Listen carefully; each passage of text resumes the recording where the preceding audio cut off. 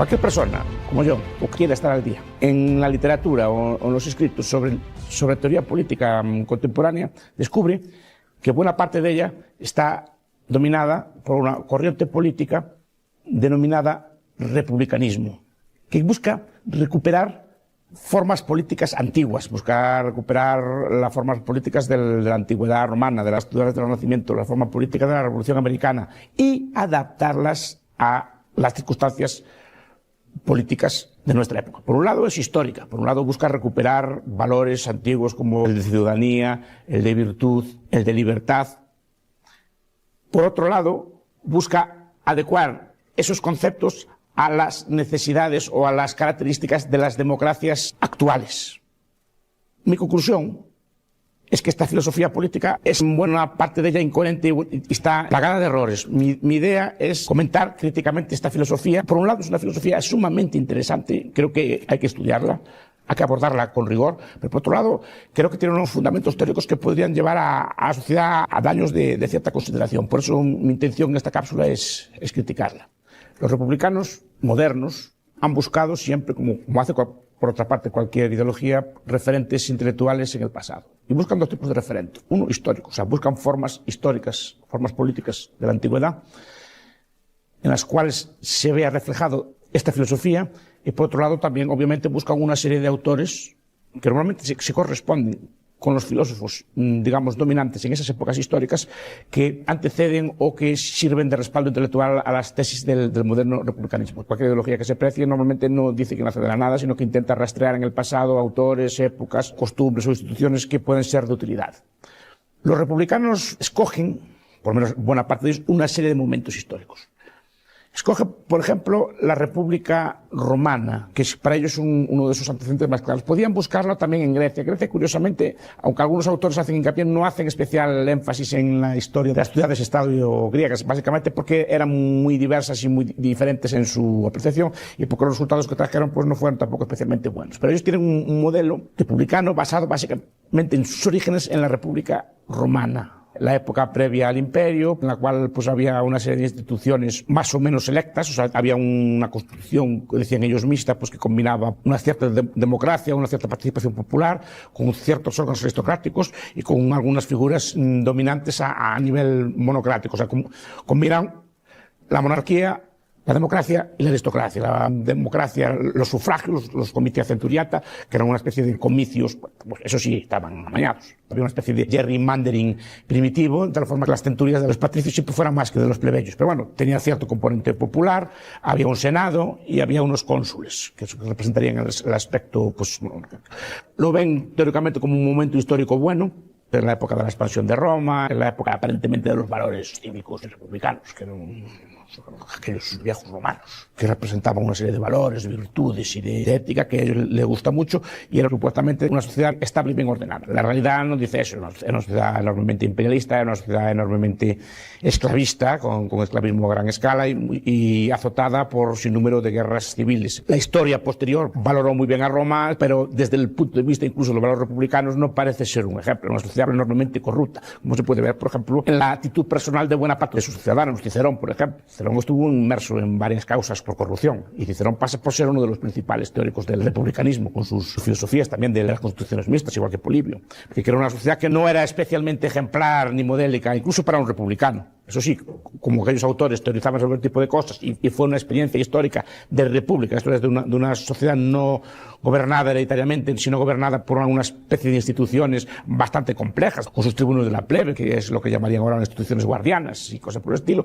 Pues es el primer momento histórico que ellos buscan y les gusta. Digo, a mí como momento histórico pues no me convence especialmente. Segundo momento histórico son las repúblicas italianas de la Edad Media, que empezaron con Pisa, ya casi al principio del siglo XI, que son una serie de instituciones que nacieron de la lucha entre el papado y el imperio, que se fueron extendiendo. También tienen la característica de que al principio no estaban gobernadas de forma hereditaria, no estaban gobernadas por monarcas, sino que estaban gobernadas por una suerte de formas republicanas, que tenían también sus instituciones. El modelo más acabado de esto es Venecia, que tenía sus instituciones acabadas, igual que Roma, con su un gran consejo, pues que supuestamente representaba buena parte de la población o por lo menos un trato popular muy amplio, hasta que obviamente restringieron el acceso a ese consejo en el siglo XIV y empezaron ya a hacerlo más pequeñito, pero en principio tiene un componente popular. Después tenía un consejo de la Guerra de los 10, que era el que valía el elemento aristocrático, y tenían después su dogo, o elemento monárquico. Tenían instituciones complejas, muy elaboradas, porque combinaban la suerte con la elección, con el veto, con un montón de instituciones políticas muy caras a los republicanos. Para ellos, yo creo que es el momento más acabado, más perfecto, el mejor referente que pueden buscar ellos. Yo creo que es de todos los que ellos historian, es el más acabado, porque tienen todas estas cosas que le gustan a ellos. Había formas participativas. De hecho, por ejemplo, autores como Pocock dedican libros muy importantes, como Un momento maquiavélico, a este tipo de ideas y a este tipo de momentos. Entonces, estos filósofos de aquella época pues también son muy valorados. Maquiavelo, si quiere, el principal. Maquiavelo es el autor para ellos por excelencia, el autor republicano por excelencia, en sus obras, sobre todo en los discursos de la primera década de Tito Livio, exponen muchas de estas doctrinas. Entonces, es muy recuperado, pero no solo por Pocock, sino, por ejemplo, por Skinner, que le dedica mucho espacio, por ejemplo, los fundamentos del pensamiento político moderno a estas figuras y a las figuras de esa época, o, por ejemplo, Mauricio Viroli, en La sonrisa de Maquiavelo, por ejemplo, sus obras sobre Maquiavelo. Es el autor central que define todo este tipo de cosas, pero tampoco, repito, aquí podemos encontrar pues un ejemplo bueno que pueda servir de ejemplo para hoy. Las repúblicas italianas teóricamente eran muy virtuosas y muy bonitas, de hecho estaban gobernadas por dinastías, precisamente su carácter no dinástico, sino que al tener un carácter republicano, pues hacía que las distintas familias pues estuvieran siempre peleando unas con otras. Es curioso, por ejemplo, el Romeo y Julieta de Shakespeare está basado pues en una lucha entre dos familias compitiendo entre ellas por el poder. La lucha de las familias derivaba de eso. Y después que estaban siempre en guerras unas con las otras. No fue una época especialmente pacífica. Toda la época de la Edad Media italiana o la época del Renacimiento, siempre en guerras continuas. La propia obra de Maquiavelo lo busca. Pero bueno, quiero decir que los autores de esa época son muy valorados por los republicanos. No republicano que se precie que no cita ese momento. Tercer momento que buscan es la Revolución norteamericana. Podrían buscar también algún antecedente en la Revolución francesa. Normalmente tampoco les gusta mucho, como saben todo el mundo, pues acabó guillotinando a buena parte de la población, fue una sociedad muy despótica y que acabó con una dictadura, que es como la de Napoleón. Entonces, aunque buena parte de los filósofos que a ellos les inspira, por ejemplo, como Rousseau, incluso yendo un poco más atrás, a Montesquieu, podían servir de referentes, creo que no le prestan mucha atención a la Revolución Francesa, precisamente porque saben que no puede ser un buen ejemplo. Eso sí, claro, no le gusta la Revolución Francesa porque tenía muchos de los elementos que ellos consideraban buenos, como la religión cívica, el culto a la razón. Se ve, por ejemplo, en cuadros como Juramento de los Horacios, de David, que se ve allí todo. Manos todos graves, jurando por las virtudes republicanas. Pero el otro gran momento es la Revolución norteamericana.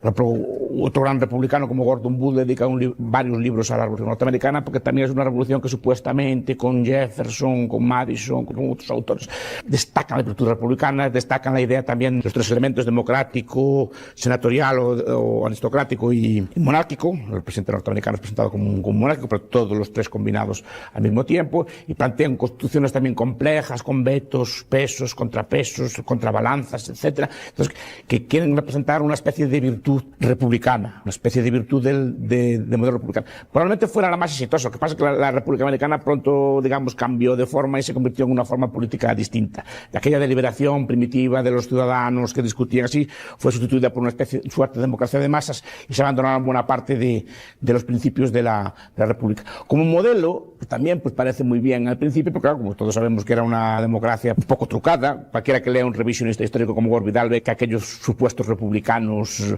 tan buenos eran también muchas veces corruptos, eran propietarios de esclavos, con maniobras un poco sucias para ganar esas votaciones tan limpias que a ellos les gustaban. Porque era una sociedad absolutamente esclavista. Es decir, no era una sociedad así tampoco para servir de ejemplo al resto. Por una parte, sus filósofos políticos son elevados, pero muchas veces sus propios filósofos políticos no cumplían lo que ellos prometían. Y por otro lado, esas formas políticas tenían muchos defectos que yo creo que incluso para un republicano actual deberían hacer reflexionar. Pero como conclusión, los momentos históricos que han escogido los republicanos para ilustrar o para modelizar cómo podría ser la forma de gobierno que ellos plantearían, para mí son equivocados, en el sentido de que adolecen de muchos defectos, son muy belicosos o incumplen muchas veces lo que el propio modelo republicano pretende defender en otros ámbitos, y sus filósofos incluso muchas veces de ellos no cumplieron.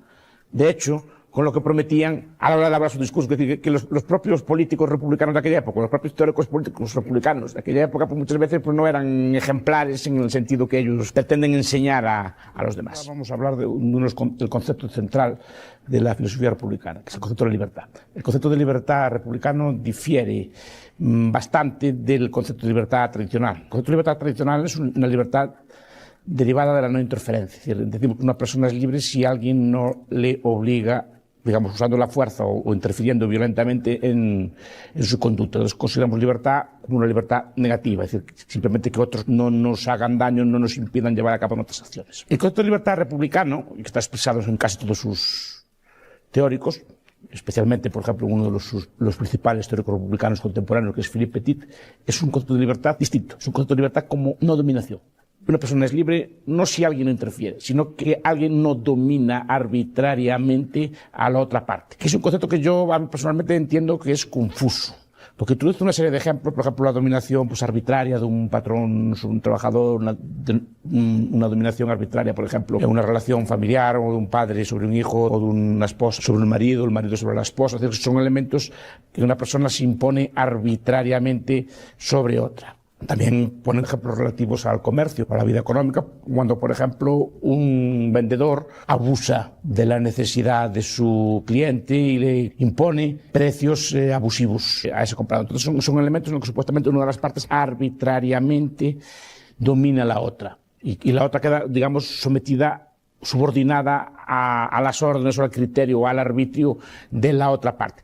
Yo primero, este concepto a mí personalmente no me convence mucho. No me convence mucho porque es un concepto absolutamente también arbitrario. No solo la dominación es arbitraria, el concepto que ellos usan de libertad es arbitrario. Es decir, un liberal clásico o cualquier filósofo liberal entiende que se puede determinar la interferencia cuando hay una agresión violenta, cuando se usa la fuerza para imponer su voluntad sobre otra persona. La libertad como dominación es un concepto que no puede ser definido con precisión. Es decir, cualquier relación humana puede ser arbitraria, cualquier relación humana puede ser definida como de dominación de una parte sobre otra. No entra en el matiz y sobre todo no especifica a partir de qué punto una relación es de dominación, en una relación hay arbitrio y en otra no. Es decir, un liberal entiende que hay interferencia cuando dice basta ya, no quiero seguir con esta relación, no quiero seguir con este pacto, no quiero seguir con este trato. Es decir, se entiende fácil. A partir de ese momento, si otra parte quiere continuar el trato o la relación, tiene que incurrir en una suerte de violencia.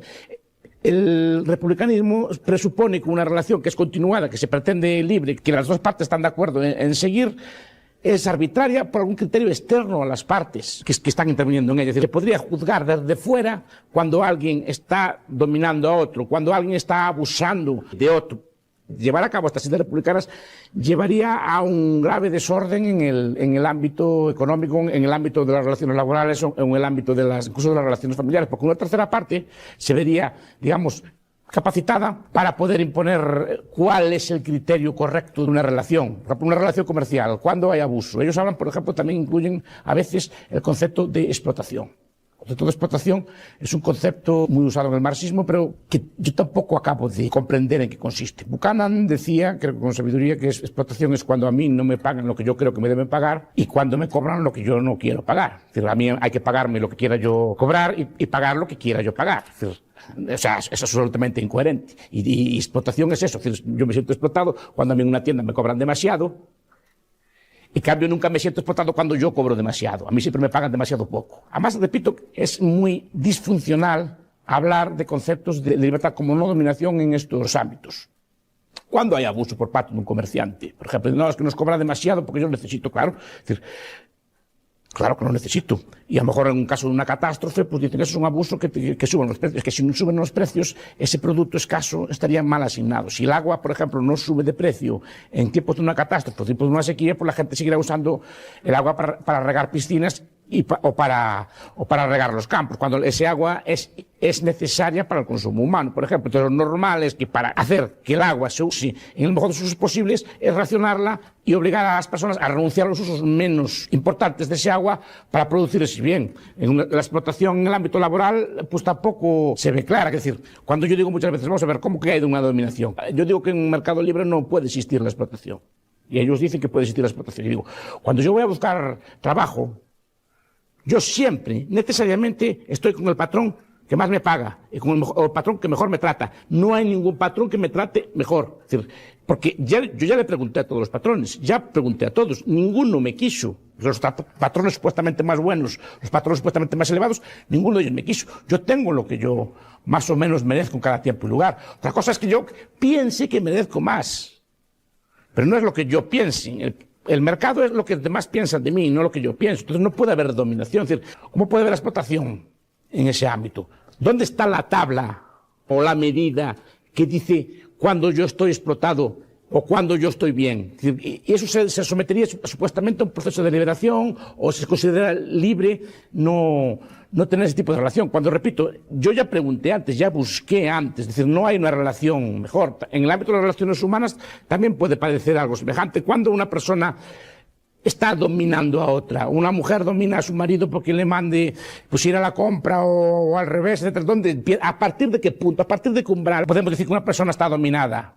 Yo digo que está dominada, obviamente, si esa persona pues está esclavizada en el sentido de que físicamente no puede abandonar el sitio, o está agredida. Entonces, en este caso sí que hay falta de libertad enorme. Pero si una persona está dominada por su mujer o su marido, yo conozco muchos casos de esos. No veo yo que sea algo que necesite de la intervención pública, de la intervención política para salir de este tipo de casos. Sé que puede estar exagerando, pero también entiendo que ellos muchas veces exageran porque no ponen el criterio, no determinan el momento a partir del cual podemos elaborar o discutir el tema de la explotación o el tema de la dominación.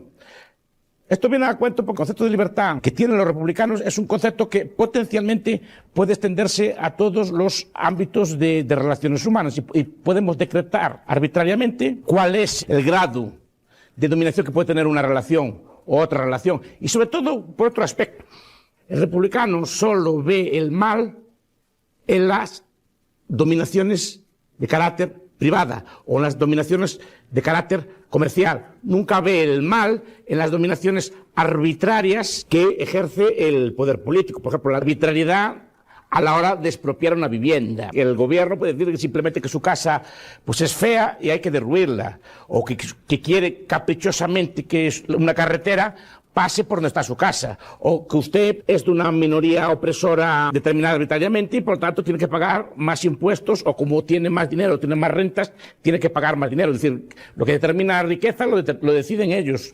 Como tiene que comportarse, lo que puede consumir usted también es determinado arbitrariamente. Puede fumar o no, puede beber o no, puede comer determinados productos o no, determinadas drogas o así. Algunas, no todas, son prohibidas, otras no. Eso es totalmente arbitrario. Y muchas decisiones, como ir a la guerra, servicios militares, son decisiones en muchos casos arbitrarias, tomadas a cabo por los gobiernos. Y el republicano nunca piensa en ese tipo de dominaciones arbitrarias, que sí que son las realmente arbitrarias, porque no derivan de ningún acuerdo común o ningún acuerdo tácito entre las dos partes que están contratando, sino que es una imposición de una parte que es más fuerte, que es más poderosa, que está armada, que monopoliza la violencia, sobre una parte que está desarmada, que es más débil y que no puede oponerse a esa violencia arrebatadora. Es decir, pues a veces se ve la paja en el ojo ajeno y no la ve en el propio. Continuando con el tema de la libertad como no dominación, los republicanos plantean una forma política en la cual, como ellos dicen, se dé un gobierno de leyes y no un gobierno de hombres. Es una frase retóricamente muy bonita y supuestamente muy atractiva. O sea, la idea de que no estemos gobernados por el capricho de una persona o de un gobernante arbitrario y caprichoso, sino que sea la ley la que determine quién debe gobernar. A ver, esta es una idea aparentemente muy atractiva, para mí es una idea, a mi entender, no solo equivocada, sino ingenua. Pero creo que es no entender la naturaleza del poder político, no entender la naturaleza del Estado, no entender incluso el proceso en el cual se forman las leyes.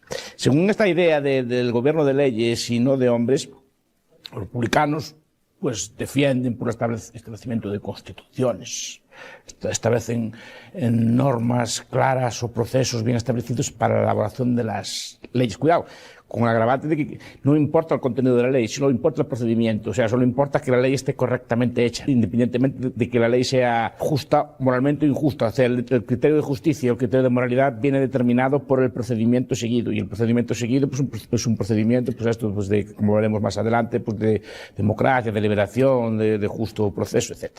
Pero digo, la idea de una ley que gobierne independientemente de los hombres nunca se ha dado en la historia. Es más, yo considero que constituye una suerte de lavado de cara a una idea de justificación moral y teórica del Estado. El Estado normalmente se ha justificado de muchas formas distintas. Se ha justificado pues por una teoría del derecho divino de los reyes. Se ha justificado de forma pues, científica a través de las teorías de los fallos del mercado, de las externalidades, de los bienes públicos. Se ha justificado en términos de contratos, que es una suerte de pacto, contrato social.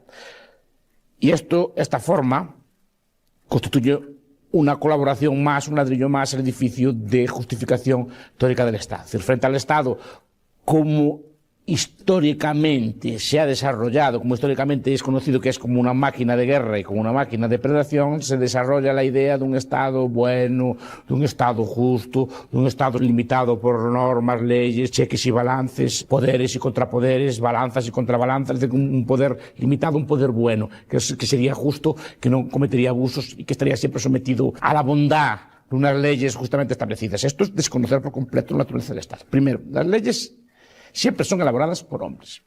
Los procedimientos siempre son elaborados por hombres. Y en esos procedimientos legislativos, sean constituciones, leyes, estatutos, normas, lo que sea así, siempre hay una primacía del más poderoso. Es decir, los juristas romanos decían que el poder, la fuerza, es la ley. O decían que la ley es el resultado de la voluntad del César. Es decir, es el César el que determinaba lo que es la ley. Lo que decía el César es lo que es la ley. Ahora, al día de hoy, quien controla el proceso legislativo, quien controla el proceso de elaboración de leyes, normalmente son los parlamentos o los partidos que conforman las mayorías o los bancos parlamentarios. Es quien controla, quien domina esos partidos, el que hace la ley. Y no solo es el que hace la ley, es el que ejecuta la ley.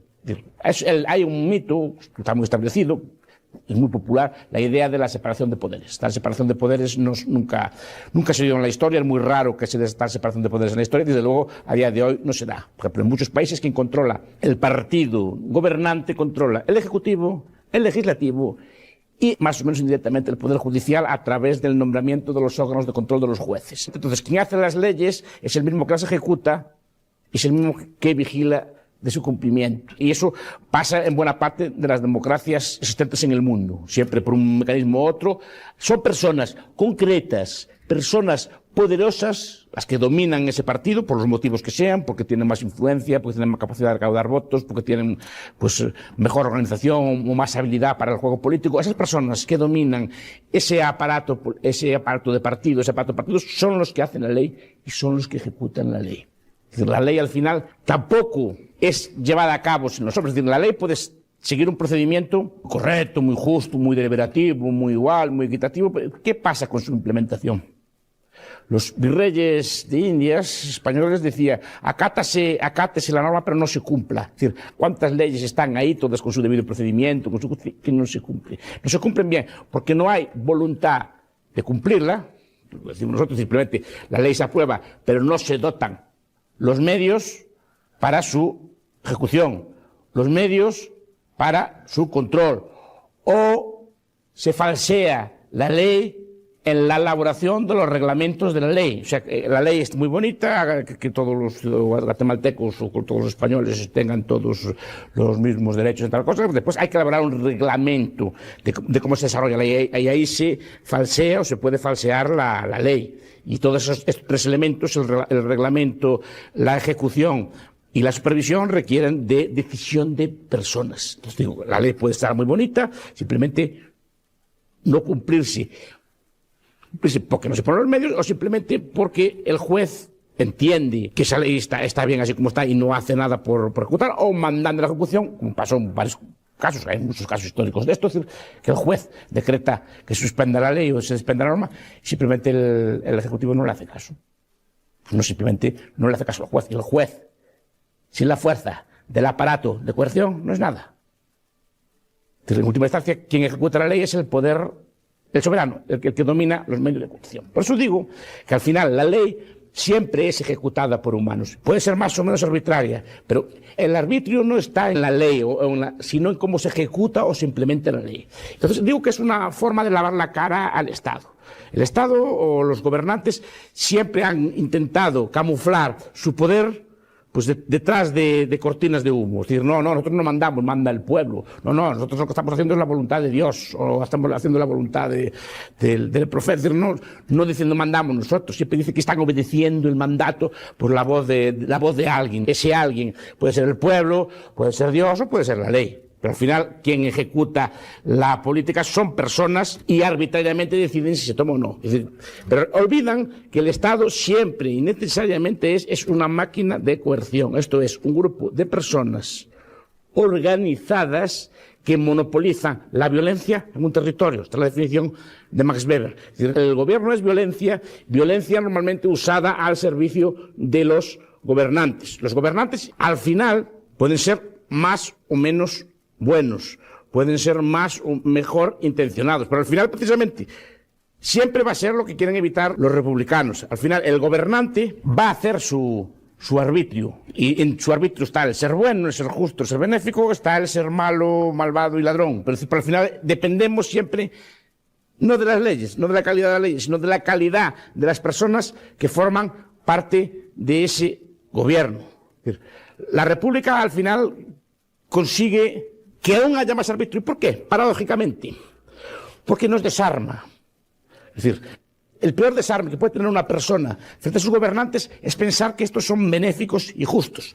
El ciudadano tiene que estar siempre alerta con respecto a sus gobernantes. Creo que es potencialmente más positivo para la libertad e incluso para los valores republicanos pensar que el que nos está gobernando está haciendo su arbitrio y que el que nos está gobernando puede ser injusto, que pensar que el gobernante es una especie de ser angelical que cubre unas leyes que fueron en su momento angelicalmente hechas. Es decir, la peor amenaza a la libertad es aquella que deriva de pensar que los que nos gobiernan están actuando en nombre de intereses nobles, en nombre de intereses justos, en nombre de intereses benéficos. Creo que el republicanismo aquí es peligroso, no, pero repito, no es como que sea una idea peligrosa, nociva así en sí, sino porque lleva a desarmar al individuo frente a sus gobernantes pensando que estos van a actuar en interés del conjunto, en interés en el bien común, que son conceptos también que no son fácilmente definibles, en vez de estar siempre alerta y desconfiar de aquellos que por la fuerza le imponen arbitrios, normas, leyes o exacciones. El republicano, estoy pensando en Petit, especialmente en su libro Republicanismo, incide mucho en conceptos como la esclavitud laboral, en una situación de dominio que hay en el mercado laboral, la situación de dominio que pudiera haber, por ejemplo, cuando hay muchos parados y el patrón es el único que puede contratar, o bien en el caso de la dominación en el ámbito doméstico, que es otro ámbito también en el que hay una supuesta situación de dominio. Lo primero que quiero manifestar es que en ambos casos la determinación de dominio o no dominio siempre corresponde a una tercera parte desde fuera. Creo que aquí el republicano comete un error derivado del objetivismo, como cometen buena parte de los defensores de la llamada economía del bienestar. Esto es, que una parte tercera puede juzgar en una relación de otras dos partes que deciden voluntariamente estar juntas, puede decidir que una de ellas está ganando a costa de la otra. Y digo, bajo ningún concepto esto se puede saber. Esto es una comparación intersubjetiva de utilidades. Es decir, el observador, incluso si este observador es colectivo, sea una asamblea, sea un órgano del Estado, no tiene información ni sabe cuál de las dos partes está ganando en una relación. Solo desde fuera ve y proyecta sus valores y sus instintos cara esa relación, porque otra forma de información no tiene. Entonces, por ejemplo, si ve un trabajador y un patrón, piensa que el patrón siempre está mejor, y si hay mucha oferta de trabajadores y poca de patrones, piensa que unas partes están en situación de dominio para la otra. Para mí eso no vale.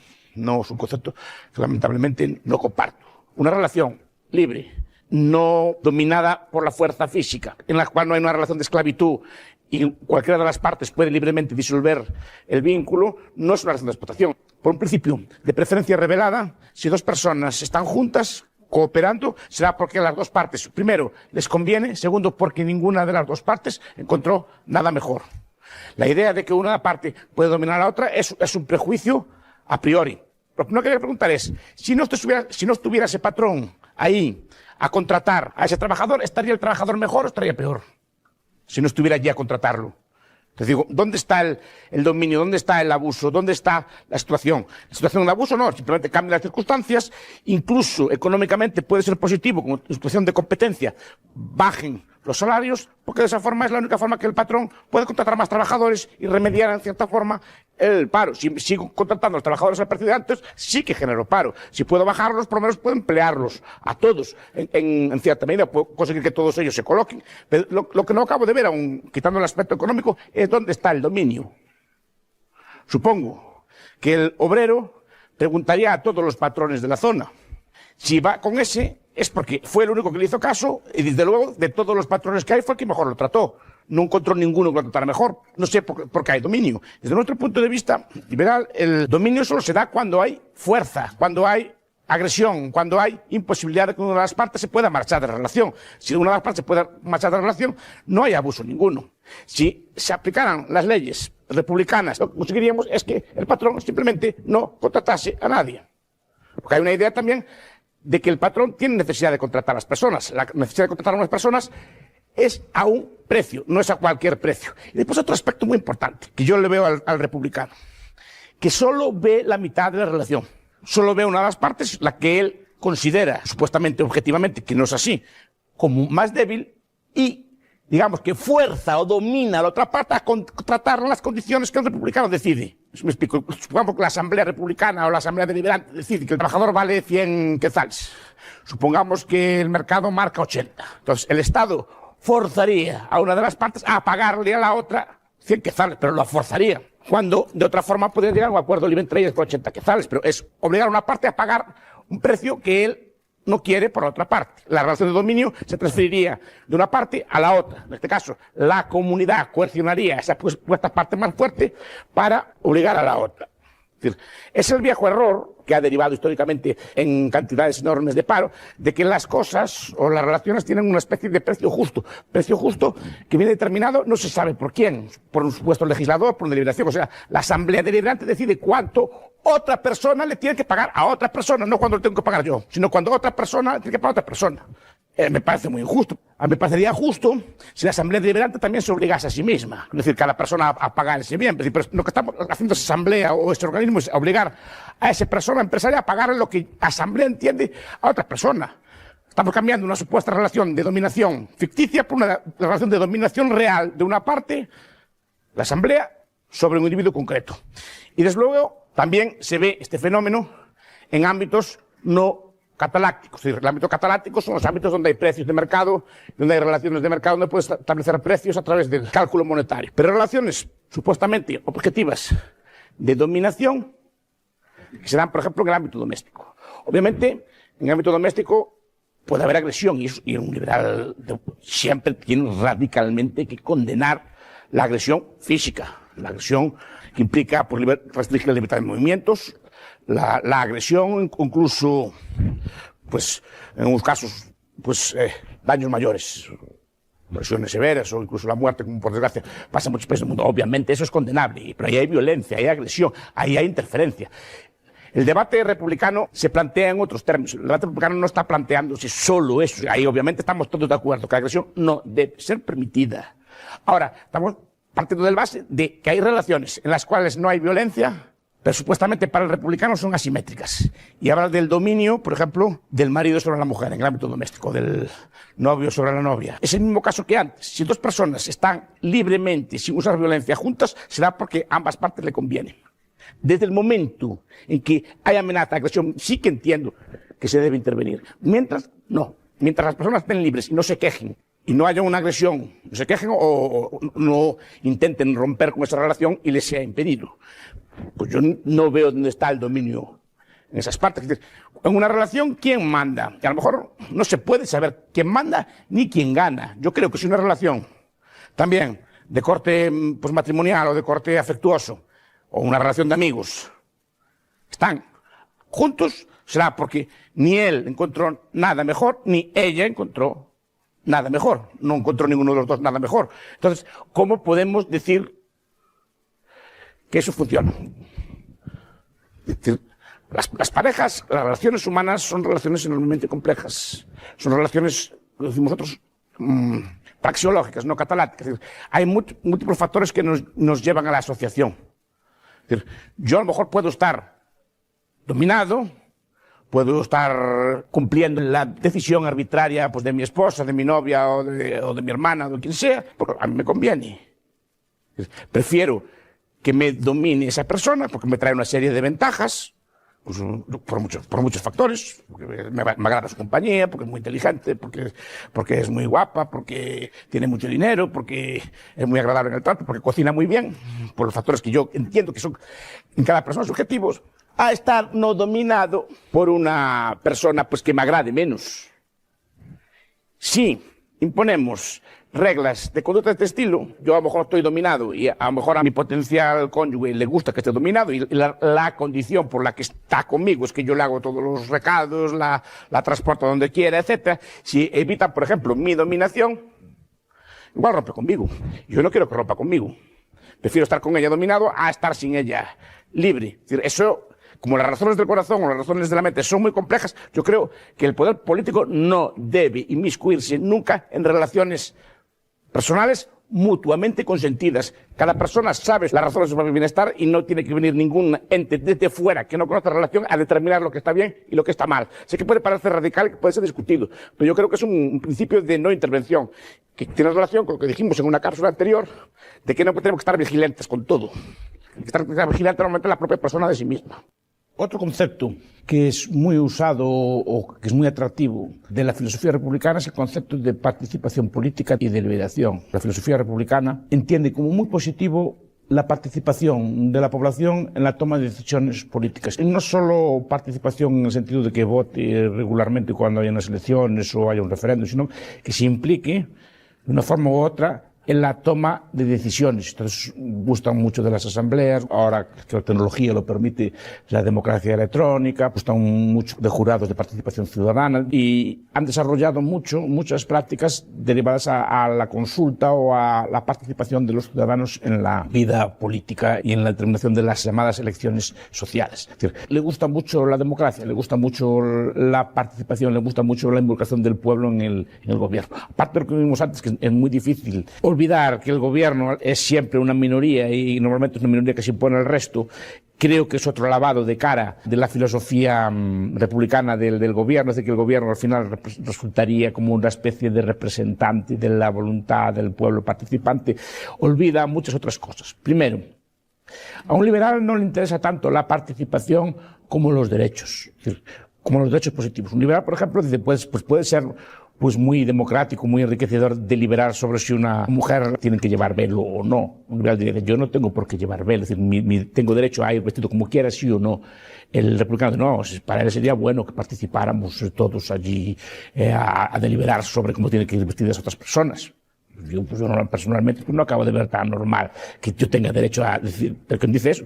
Dice eso, digo, si tengo derecho a regular las relaciones sexuales de otras personas, si tengo derecho a regular si otras personas qué es lo que pueden consumir, qué es lo que pueden ver, qué es lo que pueden leer, qué es lo que pueden decir. Pues no acabo de ver el debate, porque eso es la participación y la democracia tal como la plantea en general no tienen límites, porque no establecen ningún límite a los puntos que democráticamente se pueden tocar. Es decir, no hay ningún límite que diga, no, yo no puedo hablar o votar sobre la vestimenta de las personas. Vemos que en muchos países del mundo pues se vota sobre las vestimentas de las personas, recientemente en Turquía, en otros países sobre el matrimonio gay, en otros países sobre el tráfico de drogas. Es decir, está siempre votando sobre cosas que a lo mejor no te afectan y no hay ningún límite, porque tampoco hay límite, por ejemplo, a la intervención en el ámbito económico. Esto es deliberar cuál debe ser el salario que otras personas le paguen a otro trabajador. Pero todo el mundo se entiende que tiene derecho a decidir cuánto debe cobrar un trabajador. Esto es cuánto otras personas le tienen que pagar a otras personas. No las dos personas que están involucradas, sino yo en el medio opinando de este tipo de cosas. Es decir, potencialmente es muy disruptivo porque al final puede llevar a la politización de la sociedad. Repito, el liberalismo clásico habla de derechos. Simplemente yo tengo derecho a hacer con mi vida más o menos lo que quiera mientras no interfiera con los demás. Y tengo una serie de derechos, básicamente, de corte negativo, que no me agreden, no me encarcelen, no me impidan moverme, no me impidan desplazarme, etcétera. Son derechos de corte negativo. No, ellos dicen no. todo puede ser discutido, todo puede ser potencialmente democrático, incluso los límites a la democracia pueden ser democráticamente eliminados. Es decir, la democracia en ese aspecto, la democracia participativa, no tiene ningún límite, porque puede participativamente decir, pues no, pues la libertad de expresión puede abolirse como tal libertad simplemente porque así lo decidimos democráticamente. Es decir, no hay ningún derecho respetado. Para un liberal lo importante son los derechos. Es más, cuantos menos cosas hay que discutir, mejor. Porque al final lleva a la politización de la sociedad. Cosas, por ejemplo, como una sociedad liberal son libres y no llevan a conflicto, por ejemplo, qué podemos o debemos comer o cómo podemos vestir, en otras sociedades, precisamente por politizarlas, lleva a graves enfrentamientos entre personas. Debates sobre el velo, debates sobre pues, el consumo no de drogas, o la prohibición o no de fumar, o la prohibición o no de cosas, llevan a cosas que con un buen sistema de propiedades y un sistema de derechos estarían despolitizados, cada uno haría su vida, no entraríamos en conflicto, en una sociedad muy participativa, una sociedad en la cual todo se discute, todo se vota, todo se convierte potencialmente en una posibilidad de conflicto, en la posibilidad de establecer bandos entre las personas, enfrentamientos entre las personas y discusiones entre las personas, porque muchas personas dicen quiénes son los demás para votar o para discutir sobre cosas que solo a mí me conciernen. Al establecer la sociedad como el ente supremo y todo, decir los demás deciden quién puede educar a mis hijos, en qué hay que educarlos y cuál es el contenido de educación, qué es lo que puedo hacer, cómo tengo que vivir, cómo puedo trabajar, qué requisitos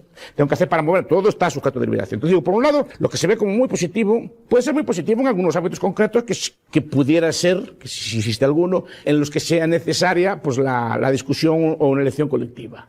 Pero en la mayor parte de los casos, las decisiones solo afectan a individuos y la decisión colectiva no debería incorporarse ahí. Entonces digo que al final potencialmente tiene un riesgo de disgregar a la sociedad en continuas luchas. Pero después ya el propio procedimiento de toma de decisiones con democracia participativa, con deliberación o con participación. Primero, está presuponiendo que todos los individuos son iguales, en el sentido que todos los individuos tienen igual tiempo para pasar toda una mañana o todo un tiempo deliberando sobre sobre un sinnúmero de aspectos. Porque en principio, como todo potencialmente puede ser discutido, pues podemos pasar mañanas enteras discutiendo sobre todo tipo de temas. Y al final dice, ¿quién puede pasar toda una mañana deliberando y discutiendo? Mañana no, todas las mañanas. Al final, ¿qué pasa? Acaba profesionalizándose. Acaban yendo unos cuantos especialistas, unos cuantos interesados en la política a participar en todas las asambleas, acaban adquiriendo las mañas de las asambleas y acaban siendo ellos los que toman las decisiones. Por ejemplo, los presupuestos participativos que se dan en muchos sitios. ¿Quién puede pasar todo un día discutiendo o leyendo cada uno de los puntos de un presupuesto de un sitio? Está pensando que todo el mundo, a la hora de deliberar, a la hora de discutir, a la hora de participar, tiene, por ejemplo, iguales habilidades retóricas. No todo el mundo habla igual de bien. Pues hay gente que es tímida, no quiere decir que sea menos inteligente, simplemente no es capaz de hablar bien porque es tímida o no tiene buena dicción o no tiene miedo de hablar en público o tartamudea al hablar o lo que sea. Eso no quiere decir que sus ideas sean menos interesantes de las que tiene un pico de oro y habla bien. Pero en una asamblea, normalmente de ese estilo, domina aquel que tiene pues mejores habilidades retóricas. Y eso es injusto también. Primero, no todo el mundo en la asamblea puede hablar. Imaginemos una asamblea como las que se daban en la antigua Grecia, que también parecen gustar mucho, pues una asamblea con pocas personas, con que haya 4 o 5 mil personas allí reunidas, cada una de ellas habla un minuto. No hay días en la Tierra para discutir un tema, ¿no? ¿Qué pasa? ¿Quién habla? Los cabecillas, los mejores oradores, los que dominan. Y es entre ellos en los que se establece el debate. No todo el mundo es igual en esto. No todo el mundo tiene igual capacidad organizativa. Todo el mundo sabe, por ejemplo, que las asambleas griegas venían amañadas de casa. Supuestamente eran muy democráticas, pero todo el mundo sabe que había unos cabecillas allí que decían, mañana venís todos. Hoy en día se fletaría un autobús o se fletaría una camioneta, pero antiguamente los acarreaban a todos, los colocaban en un sitio, ya con el voto previamente definido de casa, intentaban estratégicamente buscar mayorías y ganaban siempre las votaciones simplemente por mejor organización. No porque el argumento fuera mejor, sino porque eran capaces de acarrear más gente a la votación, por los motivos que fueran. Bien porque les pagaban a los que iban a votar, que también era frecuente, bien porque pues tenían más parentela, más capacidad de movilización, mejores recursos o más habilidad para ese tipo de cosas. Es decir, no es un mecanismo plenamente igualitario. Es decir, la democracia en este aspecto al final cambia unas desigualdades por otras desigualdades, en el caso de ser democrática. Porque normalmente todos saben en los tipos de democracia que al final quien se imponía era el que tenía más fuerza política. Es decir, no era una democracia deliberativa y al final se establecían desigualdades de nuevo cuño. Además, los que gobernaban la Asamblea, tenían también muchas formas de alterarla, pues cambiando el orden de las votaciones, dejando las votaciones estratégicamente más importantes para el final, cuando la gente que tenía que marcharse por la noche marchaba, etcétera.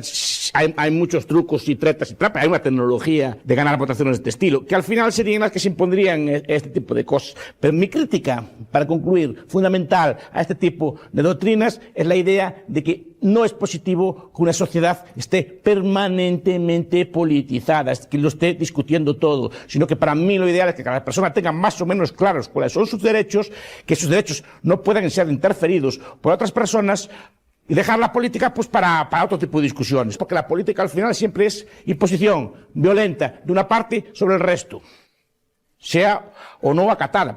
El problema es, ¿qué pasa si yo no acato la decisión de la mayoría? ¿Qué pasa si yo discrepo de cómo tengo que ser vestido por esa mayoría, por ejemplo, como el caso de los debates sobre el velo? Si yo quiero no llevar velo, ¿qué pasa?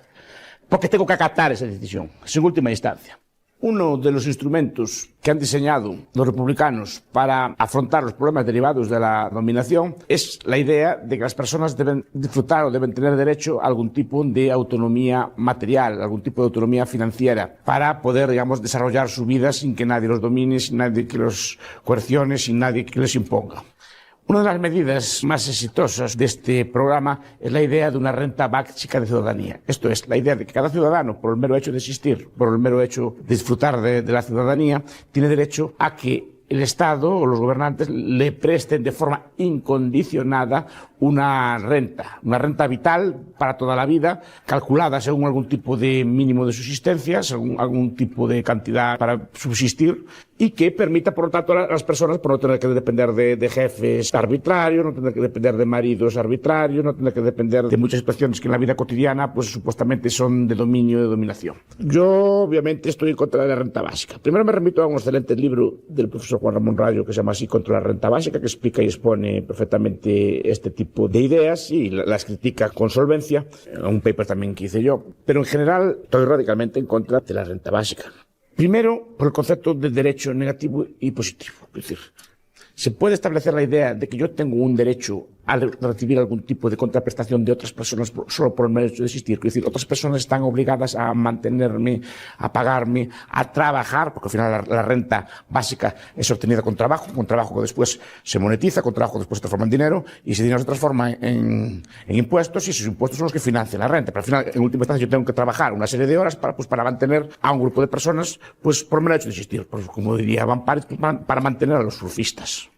Van Parijs, en uno de sus textos, defiende la renta básica y defiende que incluso debe ser pagada a surfistas o personas que dedican su vida a la contemplación, al recreo o al ocio. Es decir, yo entiendo que nadie tiene un derecho positivo sobre otra persona al respecto. Porque la renta básica, tal como la entiendo yo, quiebra uno de los factores principales de la convivencia social, que es la idea de que yo recibo bienes y disfruto de comida, de alimento, de vestido, de una serie de bienes, pero en la medida en que yo contribuyo de alguna u otra forma a alguna actividad valorada por otras personas, o contribuyo de una u otra forma al bienestar o la mejora de las condiciones de vida de otra persona. Esto rompe el contacto social. Es decir, que hay personas que por el medio de existir tienen que ser alimentadas sin aportar nada que las demás personas valoren, sin aportar nada a la felicidad de otras personas concretas. Y diría, eso me parece un concepto en este aspecto que rompe con todos los principios morales que han civilizado y establecido las bases de nuestra sociedad actual.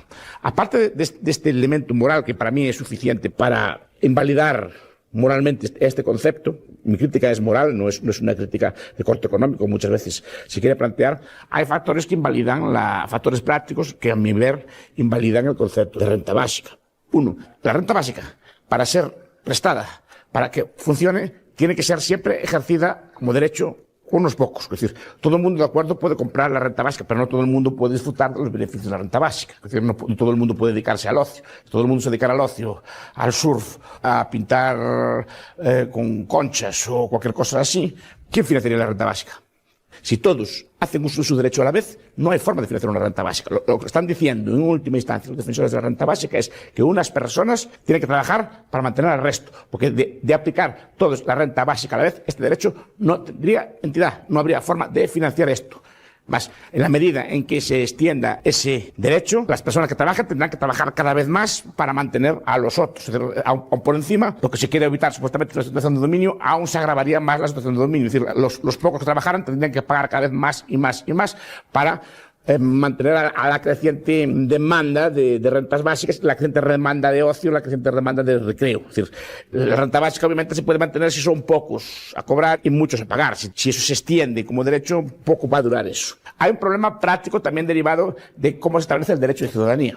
El derecho de ciudadanía normalmente otorga una serie de derechos, entre ellos el de renta básica, a aquellos que son nativos o que están establecidos en un país de forma legal. Esto es, que cuentan con derechos cívicos, bien que están censados, bien que adquirieron una nacionalidad del país donde están, etc. El problema que se plantea es con la emigración. Tenemos dos opciones. Podemos establecer una renta básica a nivel mundial, promediando la renta. Entonces, esa renta, para algunos países, sería muy baja, no daría para subsistir, esto es, no cumpliría con su objetivo, y seguramente para otros países sería muy alta y, por tanto, inalcanzable para sus ciudadanos. Entonces, descontado eso, que es muy difícil establecer una renta básica a nivel mundial, habría que establecer rentas básicas nacionales. Pero claro, esas rentas básicas nacionales llevarían a desiguales cuantías según el país. Es decir, los países más ricos podrían afrontar rentas básicas más altas y los países pobres tendrían que afrontar rentas básicas más bajas. Una, impediría la emigración libre. Es decir, porque si tenemos inmigración libre, pues mucha población, buena parte de la población de muchos países se desplazaría a los países de la renta básica. Solo por el hecho de estar se cobraría. Entonces habría una especie de arbitraje y las personas de países pobres irían a disfrutar de las ventajas de la renta básica a países más ricos al ser incondicionada. O dos, restringes la inmigración y creas todo un conjunto, por ejemplo, de ciudadanos que están ilegales en el país. Con lo cual, al final, en un país que solo paga la renta básica a aquellos con derecho de ciudadanía, habría una mayoría pues disfrutando de todas las ventajas y una minoría o un porcentaje muy importante de la población emigrante sin papeles o sin ciudadanía que estarían trabajando sin derechos como una subclase y volveríamos a repetir los problemas que dieron origen a la necesidad de la renta básica, que hay un grupo de personas que están dominadas, un grupo de personas que está mal. O los tiendes a todos y lo haces insostenible o lo restringes y creas de nuevo el problema. Otros autores hablan de problemas de financiación, esto es, que la renta básica es muy cara de mantener. Es un debate que se abrió hace poco, también el profesor Rayo con el profesor Raventós y otros autores discuten la financiación. A mí este tema no me preocupa. Pudiera ser perfectamente financiable, o pudiera arbitrarse algún mecanismo de financiación de esto, pero eso no lo haría moral, no lo haría justo. Entonces no quiero centrarme en ese tema. Pero aún así, yo creo que la financiación de la renta básica es inasumible para países europeos ya sobrecargados de impuestos, ya sobrecargados de tributos, ya sobrecargados de exacciones fiscales. No creo que contribuyera especialmente al desarrollo de esos países y, por lo tanto, si esos países no desarrollan, si son más pobres, la cuantía de la renta básica tendría necesariamente que bajar. Por último, me gustaría incidir en un aspecto que para mí es muy relevante, porque es un tema que me gusta, la idea de tiempo. Es decir, la renta básica afecta a la visión temporal de las familias y yo creo que contribuiría a generar, no a corto plazo, pero sí a medio plazo, una ciudadanía irresponsable. Es decir, una ciudadanía que solo está acostumbrada a tener derechos y a no tener ningún deber.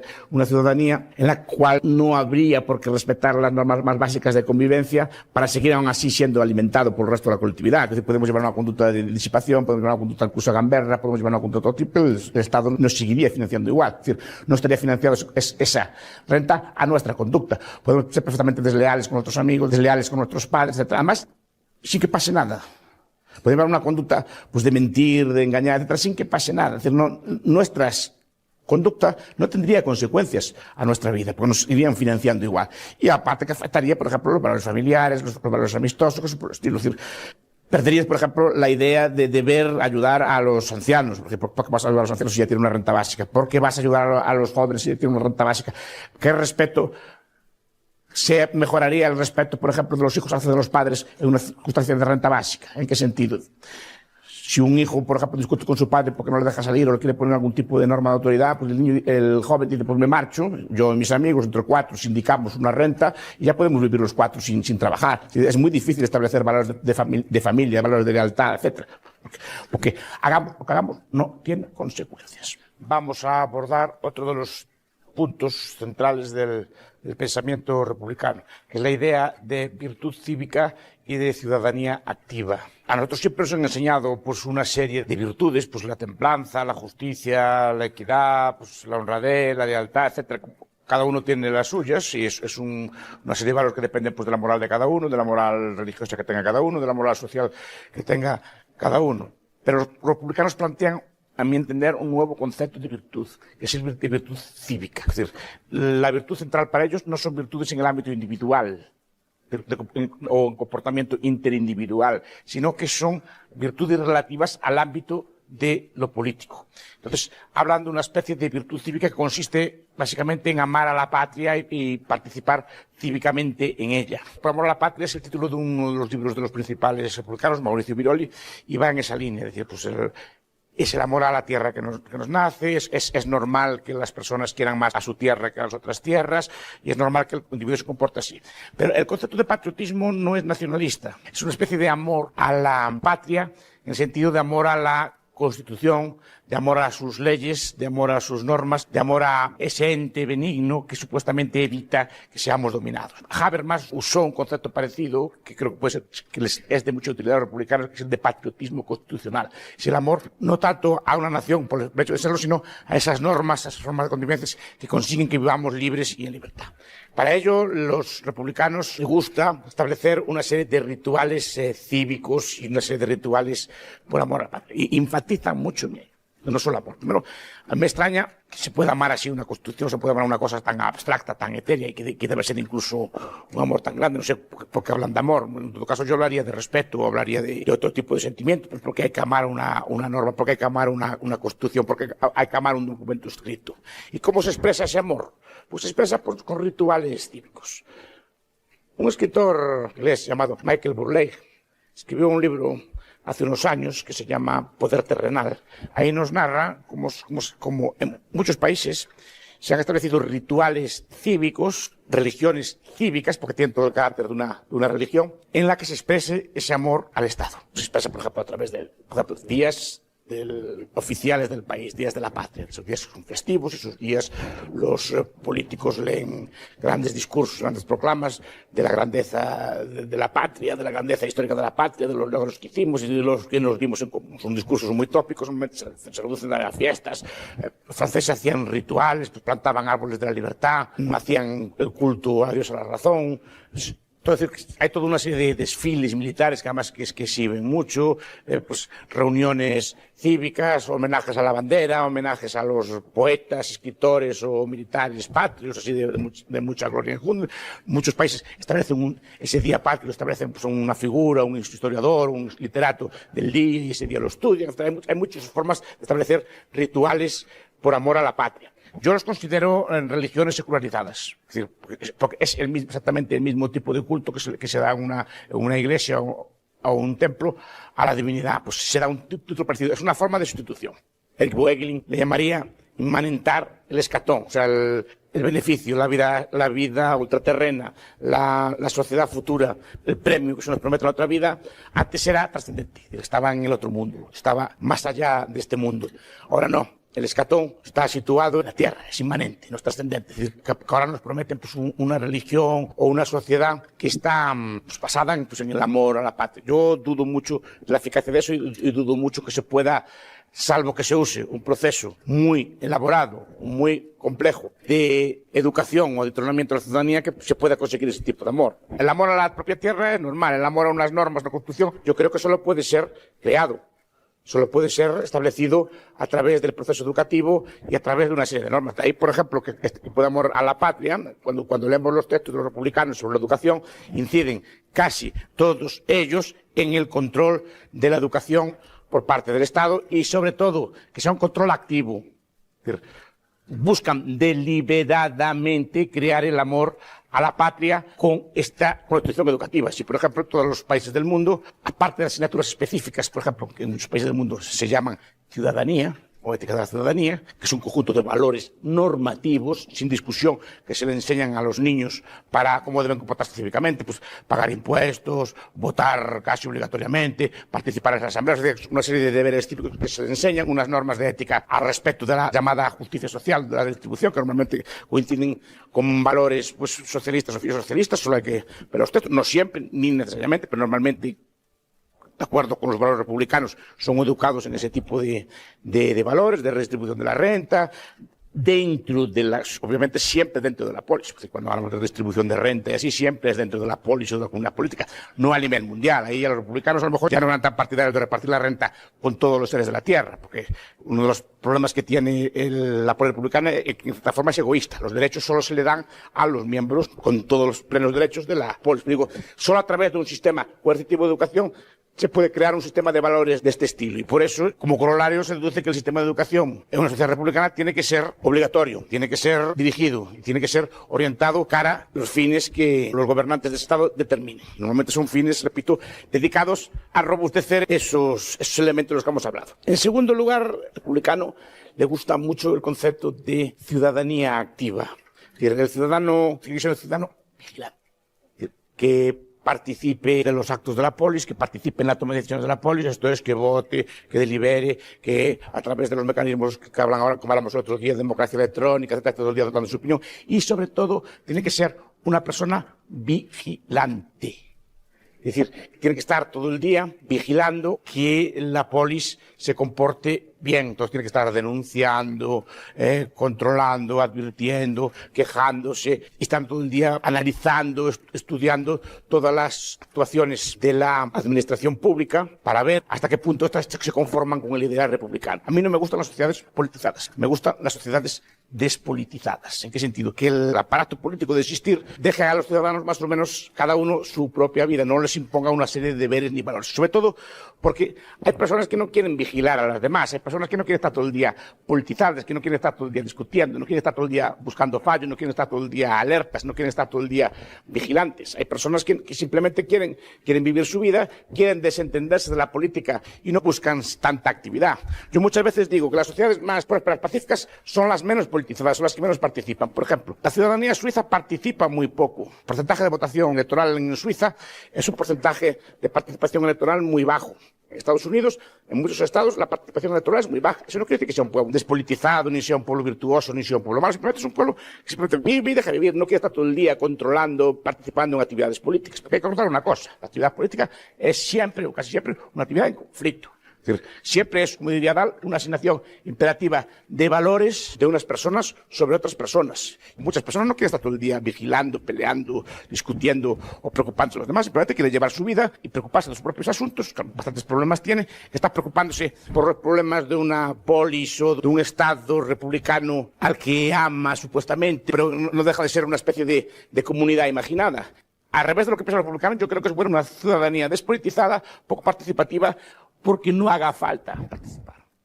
Quería criticar la visión intervencionista que tiene, por ejemplo, un autor como Petit en su libro Republicanismo sobre la limitación del derecho de contrato. El republicanismo, si es como se plantea en este libro, pretende limitar el derecho que tienen los individuos a contratar libremente entre sí. Quiere hacer una especie de regulación básica o una normativa básica que establezca cómo tienen que ser los contactos entre las personas. Supuestamente para evitar abusos, supuestamente para evitar la dominación. Poner el ejemplo, claro, hay que regular a los médicos para que no abusen con sus pacientes. En el sentido de que, por ejemplo, les cobren cantidades desorbitadas en caso de una epidemia, de una plaga o algún tipo de enfermedad. Hay que regular a los tenderos o a los comerciantes para que no suban los precios, por ejemplo, si hay una escasez. Es un mítico ejemplo que se pone cuando hay un huracán, un tornado, un terremoto, pues que los precios de los bienes en el lugar de la catástrofe suben espectacularmente. Pues, supuestamente hay que regular los precios de los bienes básicos para que el gobierno no abuse, etc. Entonces, hay una serie de profesiones que para el autor son vitales, por ejemplo, para empezar en primer lugar, como el médico, o trabajo de estilo que supuestamente pues pueden abusar del precio. Pero vamos a ver, digo, ¿por qué son arbitrarios? A la hora de establecer estos ejemplos son arbitrarios. Por ejemplo, vamos a ver, ¿por qué pone el médico y no el panadero? Claro, que el panadero no sé qué no es tan importante para la vida. Vamos a ver, que yo sepa, para la vida es más importante el alimento y el vestido que la medicina. La mayor parte de la población pues pasa muchos años sin estar enferma y es un porcentaje relativamente pequeño que enferma. Pero comer necesitamos todos y si no comemos en una semana estamos muertos. Yo entiendo que es más importante la comida y en muchos países del mundo el vestido que la medicina. Lo que pasa es que Petit no se da cuenta de que ni el alimento ni el vestido es un problema porque están dejados al mercado, hay libertad de producción de ellos y normalmente no es que no puedan abusar, podrían abusar. Si hubiera un panadero solo en el mundo, hubiera un panadero solo en Guatemala, ese panadero podría fijar el precio que le diera la gana. Si hubiera un solo productor de alimento, pues en España podría fijar el precio que le diera la gana y abusar y tal.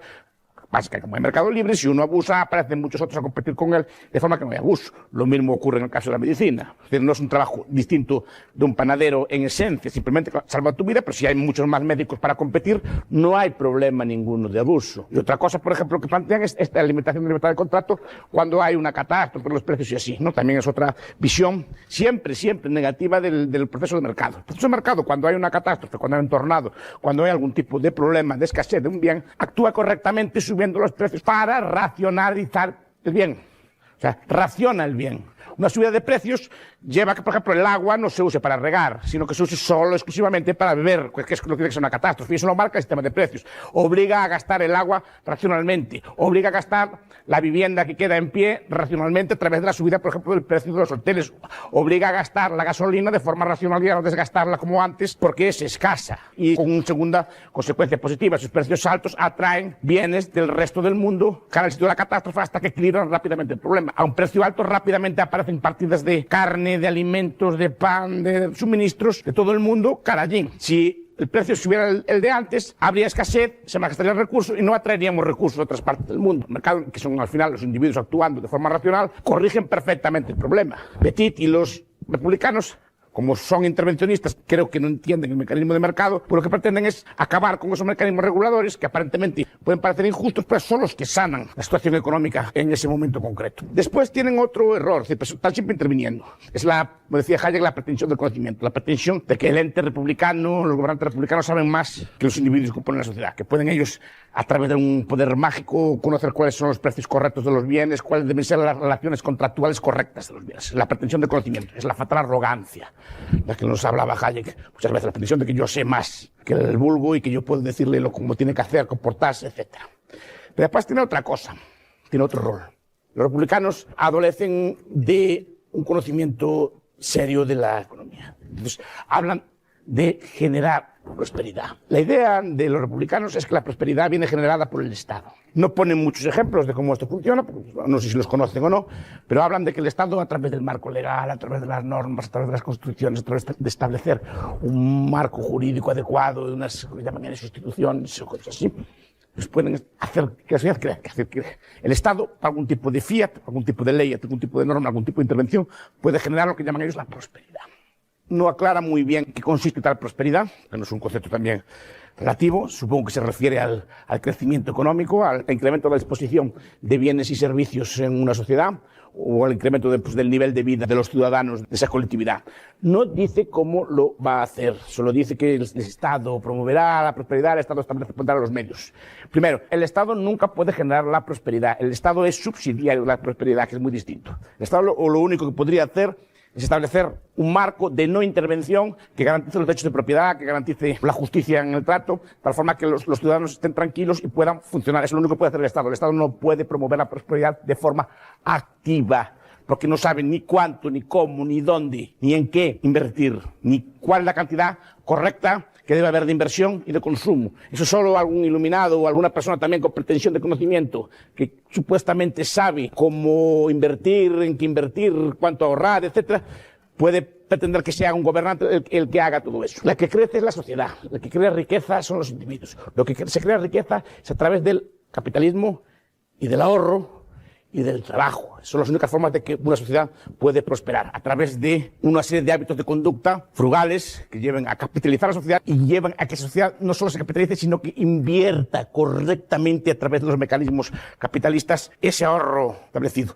Ninguna ley, ninguna intervención, ninguna norma positiva puede llevar al desarrollo si los ciudadanos no llevan a cabo las conductas adecuadas para ese desarrollo. En los textos de Petit no aparece explícitamente, pero se ve que defienden o apuntan a políticas keynesianas de intervención. Es decir, que esto es que el Estado intervenga, el Estado, los poderes públicos intervengan de forma macroeconómica, intervengan para crear pues una disponibilidad de crédito en la sociedad, para determinar cuál tiene que ser la tasa de ahorro de esa sociedad, incluso llegando a controlar precios, a controlar salarios, a controlar las variables o las dinámicas que conducen a esto. Entonces, normalmente supongo que se deduce de las políticas que proponen estos autores, que el Estado, por ejemplo, controlará la emisión de moneda, controlará el negocio bancario interviniendo, por ejemplo, los tipos de interés, interviniendo las tasas de redescuento, interviniendo, por ejemplo, los coeficientes de caja para crear ese tipo de medidas que lleven a la prosperidad, y que tendríamos un gobierno pues que podría generar la prosperidad. La experiencia histórica nos demuestra que ningún gobierno puede generar la prosperidad queriéndolo. Lo que nos demuestra la historia es que la sociedad se desarrolla si se la deja actuar y se le ponen los incentivos adecuados, y sobre todo si se evitan o se limitan las interferencias arbitrarias del gobierno en la economía. Porque estamos hablando de la libertad como no dominación y olvidamos todas las intervenciones arbitrarias que hacen los gobernantes en el ámbito pues, de las relaciones económicas que dos adultos conscientes, dos adultos capitalistas conscientes llevan entre sí.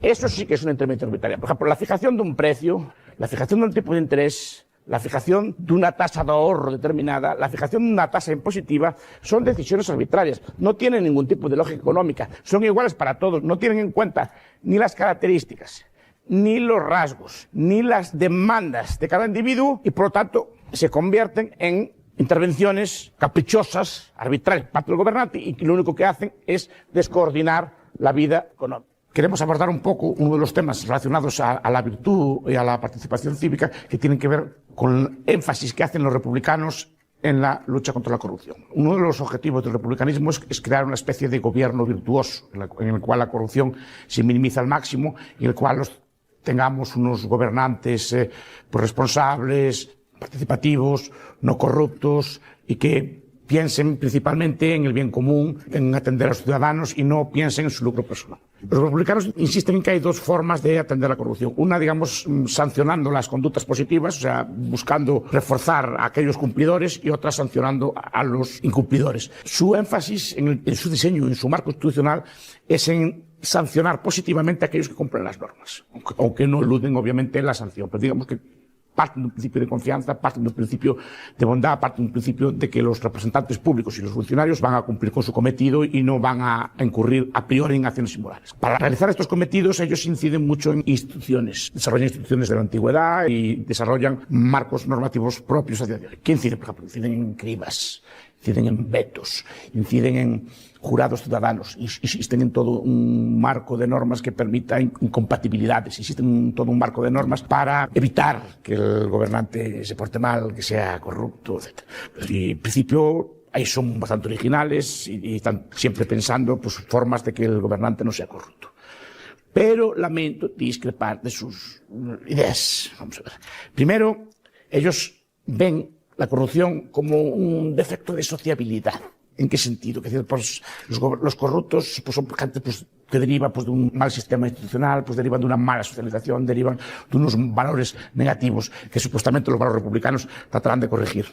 Y ven, en todo caso, factores individuales de mala conducta, de mala moral, etcétera, en ese tipo de cosas. Entonces, ven la corrupción solo como un comportamiento desviado por parte del funcionario del político, cuando la norma debería ser al contrario. O sea, ven un comportamiento poco virtuoso en el político. Entonces, yo digo, primero vamos a ver, inciden en un factor que sí que es cierto. Hay personas que efectivamente pues, se pueden comportar de forma indebida, que pueden robar, que pueden abusar, que pueden dominar a sus ciudadanos, incluso extorsionarlos, etc. Entonces, en ese aspecto sí que es cierto lo que dicen, que hay personas malas. Pero olvidan otro factor que para mí es el esencial cuando hablamos de corrupción, que es el propio marco institucional del Estado. Ven una especie de Estado bueno, corrompido por gente mala que llega allí con malos incentivos, corrupta y que se deja, digamos, corromper. Yo veo que el principal corruptor no es la persona, el principal corruptor es el agente estatal, sea republicano, sea liberal, sea autoritario, sea lo que sea. Obviamente no todos influyen por igual, pero es que yo creo que el principal factor que incide en la corrupción es la propia dinámica y mecanismo de funcionamiento del Estado. Uno,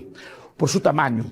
La corrupción se da, obviamente, cuanto mayor es el tamaño del Estado. En un Estado pues, del 0%, 10%, tendrá, obviamente, mucha menos corrupción que un Estado del 50%. ¿Por qué? Porque el sistema institucional de los Estados, las normas de funcionamiento de los Estados, implican muchas veces tomar decisiones arbitrarias. O implica muchas veces desconocimiento del precio de las cosas. Entonces, es muy fácil establecer un marco defensivo por parte de los ciudadanos para defenderse de esas normas. Es decir, cuando compramos insumos a gran escala, armamento, cuando contratamos carreteras, no hay un precio de mercado claro de eso. Entonces, es muy fácil inflar las cifras y jugar con eso. Además, que es algo que forma parte, por ejemplo, del funcionamiento de la propia clase política, cómo se funcionan los partidos políticos, cómo se financian muchos ambientes de comunicación, muchas cosas relacionadas con la política, es pues inflando precios o contratando cosas. Es decir, es la propia dinámica. Dos, las propias políticas públicas llevan a mecanismos defensivos por parte del ciudadano. Es decir, si una regla es abusiva, por ejemplo, si a mí me impiden construir en mi casa por un decreto arbitrario del gobernante, porque los decretos del gobierno son siempre arbitrarios, a diferencia de los mercados, y no me canso de insistir en esto. Es decir, si me impiden construir en mi casa, por ejemplo, yo tengo un incentivo a corromper al gobernante. Es decir, yo tengo una tierra y por culpa de la ley tengo, por ejemplo, comprar una casa en otro sitio y no puedo aprovechar mi tierra, yo tengo un incentivo a sobornar al funcionario para que me deje construir en mi terreno, porque me ahorro un montón de dinero. Todo lo que me ahorro puedo dárselo de coima, hasta un quetzal menos saliendo ganando. No sé si me explico.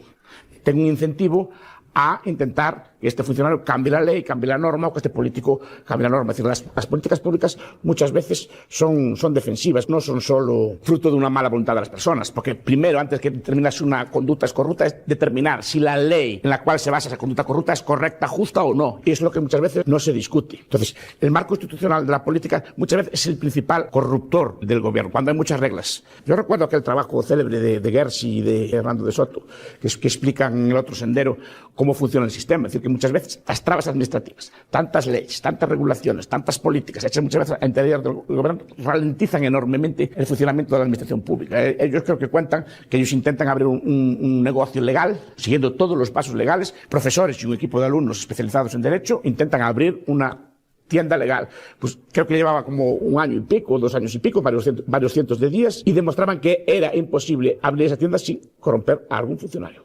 Aun queriendo seguir todos los pasos, era imposible. Pero, por ejemplo, muchas veces no pensamos en los costes del Estado. Pensamos, por ejemplo, el retraso en abrir una tienda, el retraso en una fábrica.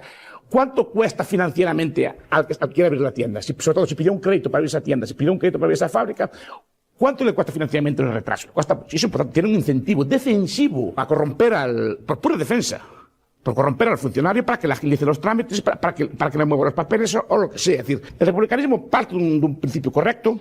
Esto es la idea de que hay personas pues más o menos corruptas, más o menos abusivas, más o menos tal, lo cual es un poco incompatible con su idea del gobierno, pues supuestamente es una especie de gobierno de ángeles, una cosa así, que del fruto de la liberación, cosas así. Pero bueno, esas personas reconocen que existen, pero no ven la otra parte de la moneda, no ven en qué marco operan estos agentes estatales, no ven que el propio marco institucional muchas veces favorece esa corrupción y sobre todo el intervencionismo, sobre todo el gasto público. Cuanto más gasto público hay, más capacidad de corrupción hay de los ciudadanos. Y todos esos marcos institucionales que plantean, si olvidan la otra parte de la corrupción, no van a ser eficaces. Y además, con otro aspecto. Es decir, todos los marcos institucionales que ellos plantean, que son tan bonitos, tan vinculados así, ya han sido probados y todos han sido burlados. No sé si me explico.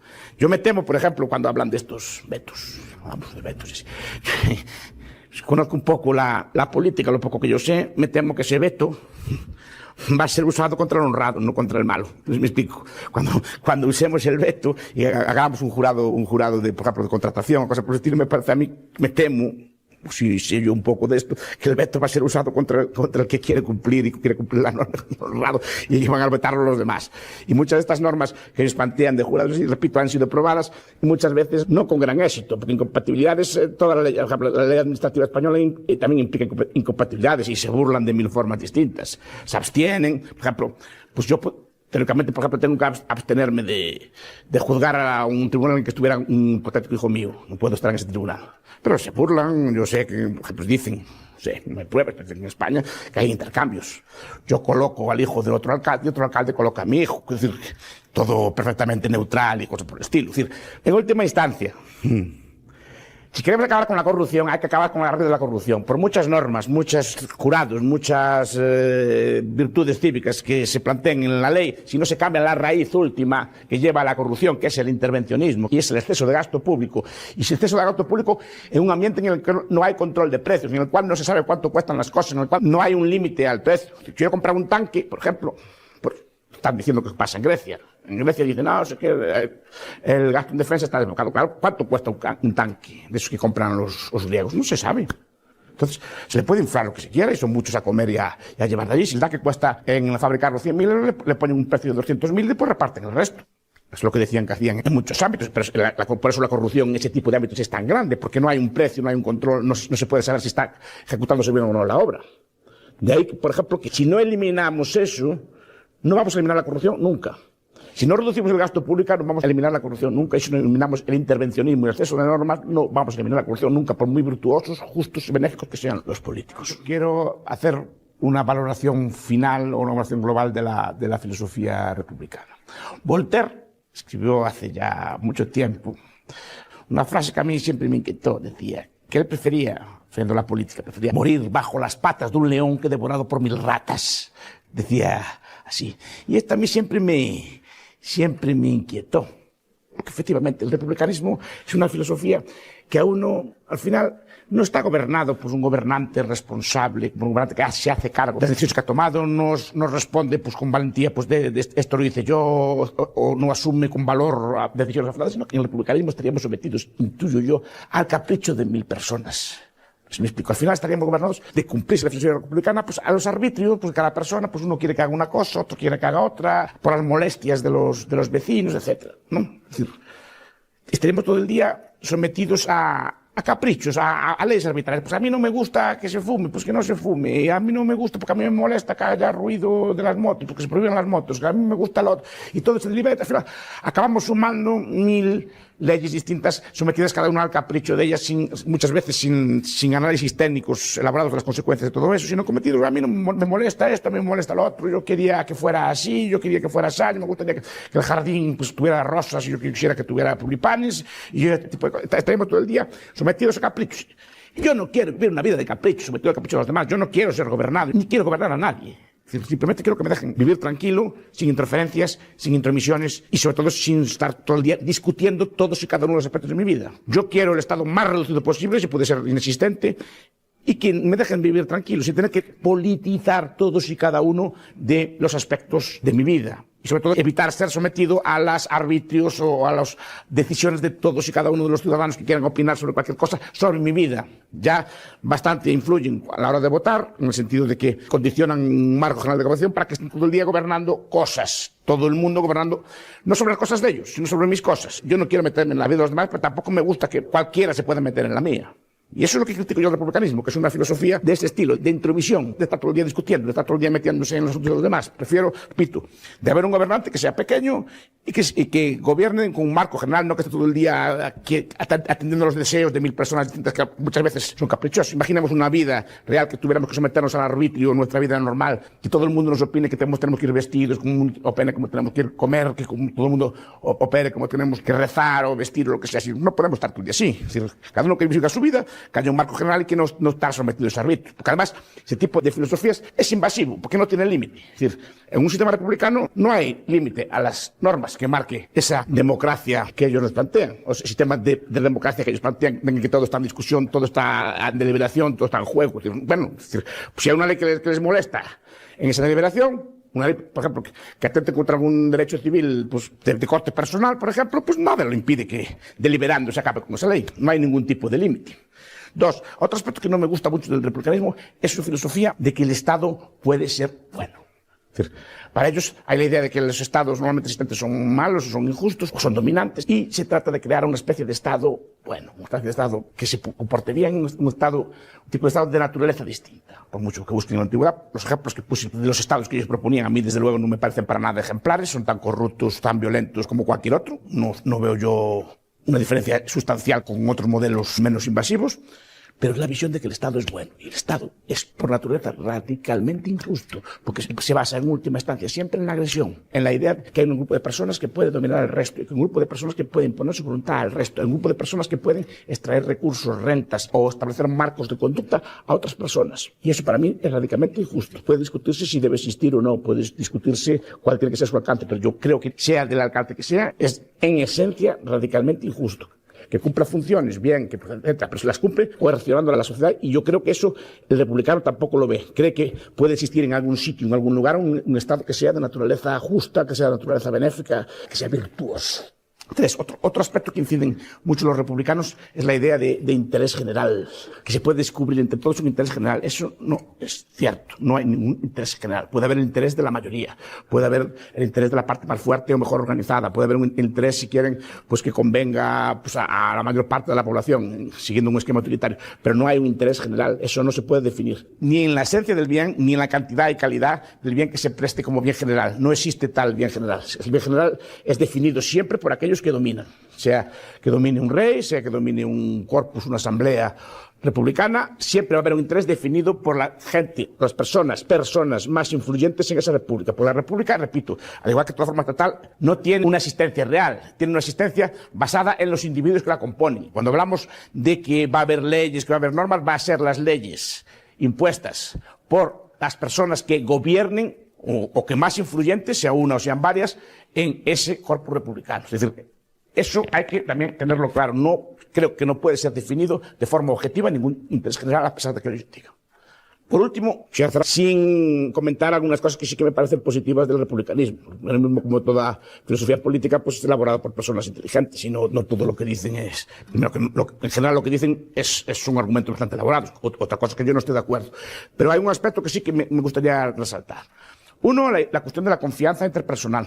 Es un valor que ellos valoran mucho. Es un valor que también nosotros, los liberales o los libertarios, valoramos mucho. Es decir, la idea de que las personas deben confiar unas en las otras y que eso minimiza, por ejemplo, lo que diría algún integrante de la Escuela de Chicago, los costes de transacción. Pero bueno, sí que es bueno saber que podemos confiar en nuestros vecinos, que nuestros vecinos no nos quieren engañar, que no nos van a atracar, que en general podemos confiar en la gente que nos rodea. Yo creo que eso es positivo y creo que es un valor que sí que es bueno para promover. Otra cosa, y está el debate si la república es la mejor forma para construir ese tipo de ciudadanos de confianza. Yo creo más bien en el mercado, a través del comercio, a través de la reciprocidad, establece mucho mejor ese marco de confianza que la república. Pero me gusta la idea de que quieran promover la idea de confianza. Y después, también la idea de virtud. Yo creo que es un factor que a día de hoy no se olvida, es decir, la idea de defender valores nobles, la idea de defender pues, unos valores éticos, unos valores morales, que son aspectos que a día de hoy están bastante olvidados, no se consideran suficientemente. Y yo creo que sí, creo que es bueno que haya gente virtuosa, que la gente se comporte bien y que haya algún tipo de estándar ético. Pero tampoco estoy de acuerdo, no comparto mucho la idea de que la república sea la mejor forma. Me gusta la idea, el énfasis en eso. Por lo menos porque creo que la idea de virtud o la idea de portarse bien o la idea ética está muy abandonada. El individuo en las sociedades modernas o posmodernas está abandonando los valores virtuosos, simplemente lleva una conducta más o menos hedonista y no hay ningún tipo de heroísmo, no hay ningún tipo de sacrificio, no hay ningún tipo de lealtad, no hay ningún tipo de valor. Pero digo que la república también no tiene por qué ser necesariamente la mejor forma de hacerlo. Yo creo que la república de triunfar debería combinarse con una especie de valores morales o éticos fuertes. No solo descansar en el ámbito de la política, porque los valores éticos, los valores virtuosos, los valores cívicos que proponen son solo en el ámbito de la política. Y yo creo que es al revés, tienen que venir esos valores de gente honrada, de gente sensata, de gente trabajadora, de gente leal, de fuera, incorporarlos en la medida de lo posible al ámbito de la política. Tienen que venir esos valores de antes, no tienen que ser descubiertos en el ámbito de la política. Por el ámbito de la política, por su propia naturaleza, es un ámbito de conflicto, es un ámbito en que todos quieren ganar, además son juegos de suma cero.